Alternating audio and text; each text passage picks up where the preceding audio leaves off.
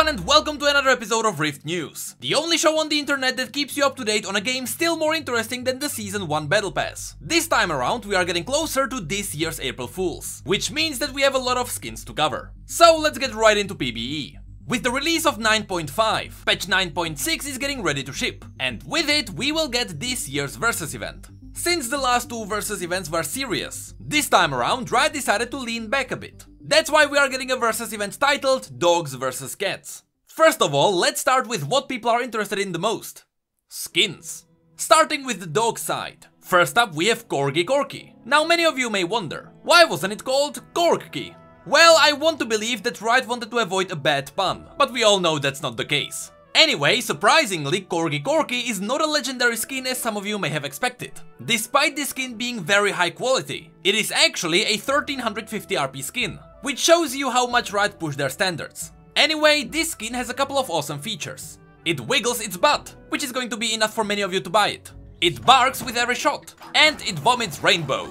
The second dog skin is Fuzz Fizz, which is Fizz, but he's a dog. Actually, besides his appearance, there's nothing super special about him. His abilities do have some special visual effects. But the thing that surprised me is that Fizz kept his old voice. Now, this is still just PBE, so it can change. But I thought they would at least replace Fizz's voice with barks. It's kinda terrifying when you see a dog speaking with Fizz's voice. Fish, fish, fish! The one cool thing I like about this skin is the derp face dog for his ultimate. However, the not so cool thing is Prestige Edition Fuzz Fizz. At this point, people are aware that I am really not a fan of Prestige Edition skins. They are mostly nothing too special. They don't bring in anything new. There are no new and fun ways to get these skins, and they don't enhance gameplay in any way. We all thought the new Prestige system would innovate League and push it forward, since it's been stuck with the same monetization plan for about 8 years. But as of right now, Prestige skins are absolutely nothing but cash grabs. With that said, we've heard that Riot is actually working on introducing new ways to get Prestige points, and chances are that this Versus event will finally reveal their future plans. But anyway, let's have a look at this new Prestige skin. Unlike all the other Prestige versions, this isn't just a recolor with a couple of fancier spell effects. This Fizz skin has a couple of noticeable model updates. His ears are longer and fluffier, his weapon was entirely remade, and he has a crown. Also, his ultimate dog was remade entirely too. So when it comes to the quality of this skin, it is really good. It's just that the way you can get it sucks. Unless Riot reveals something new, this will be just another $100 skin. But now, let's get into the better side of this event. The cat side. The first cat skin is Meowrick. You see, suddenly Corgi isn't that bad. Now Meowrick is actually a super cool skin. He's basically a crazy cat person. His ghouls are now frenzied cats, and the Maiden of the Mist is a giant floating cat sucking your soul. But by far the best feature is the Circle of Cats. The second cat skin is Pretty Kitty Rengar, which is really just Rengar the way he should be. As it is with all the skins from this Versus event, it brings in new spell effects and a lot of new rainbow animations. The most noticeable change is the new stealth icon, which your enemies will see very often. Of course, all of these skins, apart from Fizz who has a Prestige version, also have a bunch of chroma skins. As always, the Ruby version will be exclusive for those of you who are mad enough to buy all the chromas at once. But notice that Pretty Kitty Rengar also has an Emerald version, which will be given away by content creators next month.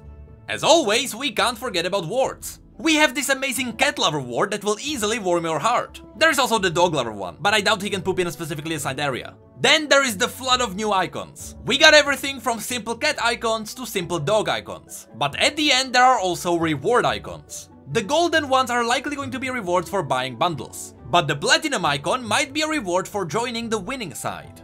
And lastly we have 3 new emotes, titled Dogs vs Cats, Borf, and Mine.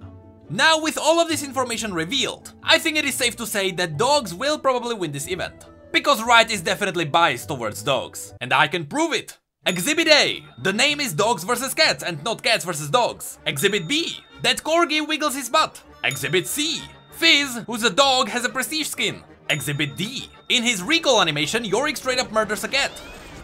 Exhibit E, after that he kills another one. Exhibit F, dogs have a pirate corgi. A pirate corgi! Dogs will likely get the platinum icon.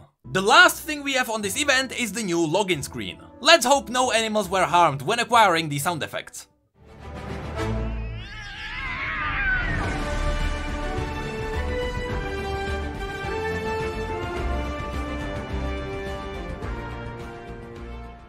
Besides this, Riot is still tweaking the visual side of the new Gale rework. Mostly they are tweaks to spell effects and voice filters. Nothing too meaningful for us now. So, that is it for PBE. Hello, it is me from the future! A couple of hours before this video was released, Riot dumped even more things onto PBE. And because Surrender at 20 are really fast at extracting these changes, let's have a look at them right now. First of all, the Ivern meme is dead. He finally has his second skin, Dunkmaster Ivern. If there is one skin I didn't expect, it would be this one. It's funny when you realize that he's supposed to be that nerd who's trying to do sports, but he actually looks badass. And he has 8 chroma skins just like Dunkmaster Darius. But even though Dunkmaster Ivern has a green skin, this green is not emerald. Therefore, it will not be given away by content creators. Also, the next Hextech exclusive skin is Jarvan. The Hextech line is praised as one of the best skin lines. So of course, this Jarvan skin is packed full of new spell effects. But the most important thing in this update are the new emotes. I know, I didn't think I would say it either. You see, Riot accidentally revealed the Split 2 emotes too early. And that's because these emotes actually show the reworked Mordekaiser. Some people thought it was just Deathworn Zed. But if you look closely, not only does he look completely different, but it's also not October. Why would they release Harrowing emote during Easter? On top of that, we got it already confirmed. And let me tell you, I really like the new design. Granted, we only got the helm, but I really hope they stick to that full black metal theme. I mean, it's Mordekaiser. Also, Mordekaiser used to be my favorite storyline, so I'm really excited about him. Now back to my past future self.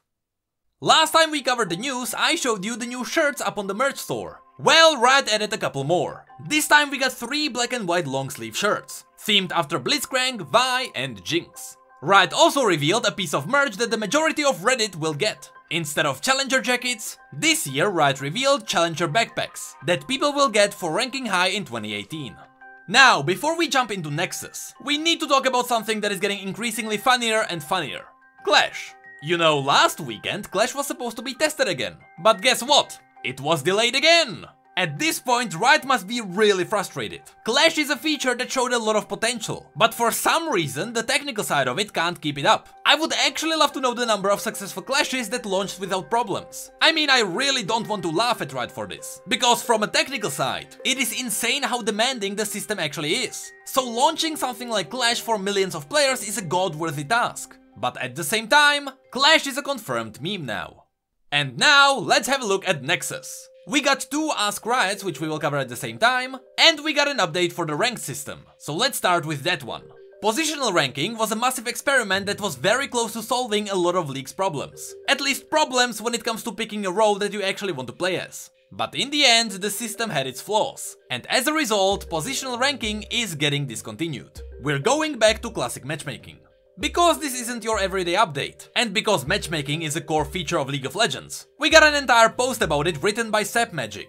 And because it's not a short post, I will sum it up for you. So let's start with the things that positional ranking did well. The best feature of this system was instant feedback during placements. After every game you knew exactly how well you did, and how much the victory bumped you up. And when you finished it, it gave you a more reasonable starting point. At least because you knew how well you did. Another awesome feature were splits. This is something Riot will try to carry over to the old system, because rewards that unlock and progress with you as you climb up have a lot of promise. Also, during matchmaking, everything was quite smooth too. Queue times were good, and off-position win rates went up as well. But most importantly, autofill wasn't used nearly as much as before. Now, the first 2 regions to test position ranks that were tied to positional matchmaking were North America and Korea. The first 6 weeks of testing were full of tweaks and bug fixes, but no matter how much Riot tweaked the system, certain problems still remained.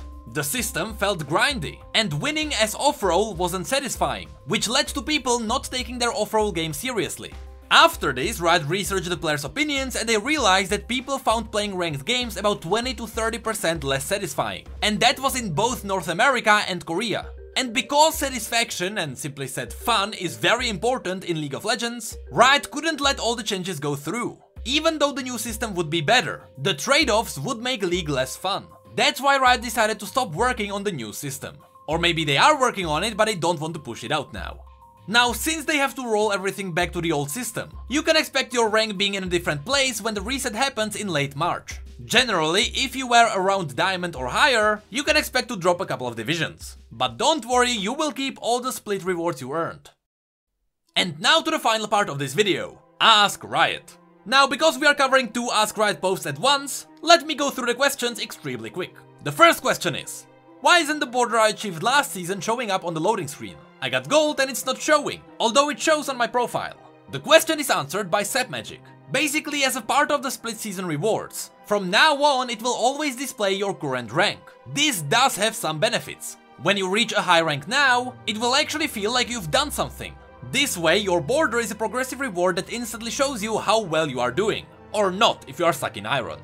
Is it true that there will be chat on the loading screen before the game starts? This one is answered by Trends. Or PTRNs? I don't think I've seen that name before. Anyway, yes, this is a feature we have had a look at in the past. And it was actually ready to ship. But Riot discovered new flaws that would not deliver a good first experience. So it's not ready yet, but we are getting there.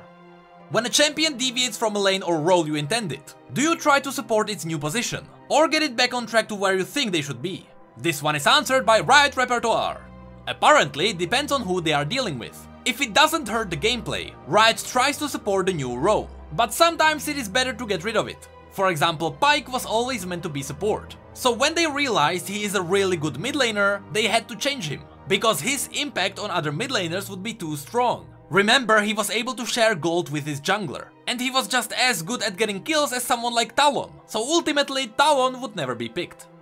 How is robotic evolution seen across Runeterra? Would someone like Orianna be treated differently than humans? Answered by Skethloke. The simple answer is that the only robotics in Runeterra are in Piltover and Zone, and even there it is mostly augmented body parts. But Skethloke brought up a really cool idea here. There are places in the world where they have living stone golems walking around. And in other places they reanimate dead bodies with magic. In a world where magic can do these things, would they really be concerned with technology? What would happen if the Water, Earth, Fire, Wind and Elder Drake all go and try to kill Baron? Who would win? This one is answered by Coach Bruce. Now, I originally thought this was a lore question, but we got a really cool in-game answer instead. If all of this happened in-game, Baron would lose. And we got a lot of numbers to support it. In fact, there is no way for Baron to win that fight. The closest way to get a victory would be to fight the dragons one at a time, and in a specific order. The funniest thing is that even if Elder Dragon fought Baron on its own, Baron would still lose because Elder Dragon has much higher health regeneration. Could you tell me what a day in the life of an animator is like? Answered by Kettlegrid. I really don't want to skip a question, but we are short on time. You might be surprised if I tell you that we are all just people, and our jobs are not that different in its core. But artists generally tend to stay up much longer, because they also have passion for what they do. Also, apparently there is a lot of meetings. And the last question, on average, how many questions does Ask Riot get? Does each country have their own Ask Riot? Or do the questions come from everywhere? Do you answer all the questions? Or do you just select some of them? If so, how do you select them? Well, that's a lot of questions that Banana Bandit has to answer. Apparently, they get about 5,000 questions every month, but about 60% of them can't even be answered because of one of these reasons. Some of them are not even questions, like Nerf Irelia. A lot of them are people asking when will their favorite champion get a new skin. And some of them are questions where people ask for dates, like when will the next champion, skin or feature be released. But that's not all. Riot is also storing all the questions for future use in their database. For example, this is a word cloud for the most commonly used words last month. The bigger the word, the more common it was. So when you have a look at these clouds, you can notice what people are interested in the most. But the database goes deeper. If you click on a specific word, it will give you other words mostly used together with it. So if you click on champion, for example, it will show you that people are interested in reworks or skins. By doing this, Riot makes a good tool that shows them which way they should expand. But that's it for this episode of Rift News. Apparently there's also been some bounty changes. We learned that from Jed, who is now working on the balance team. Now, I wanted to talk about these changes, but I spent most of my days reading, not playing. Which is odd since we are talking about League of Legends. A game where Taric used to be an alien from another world.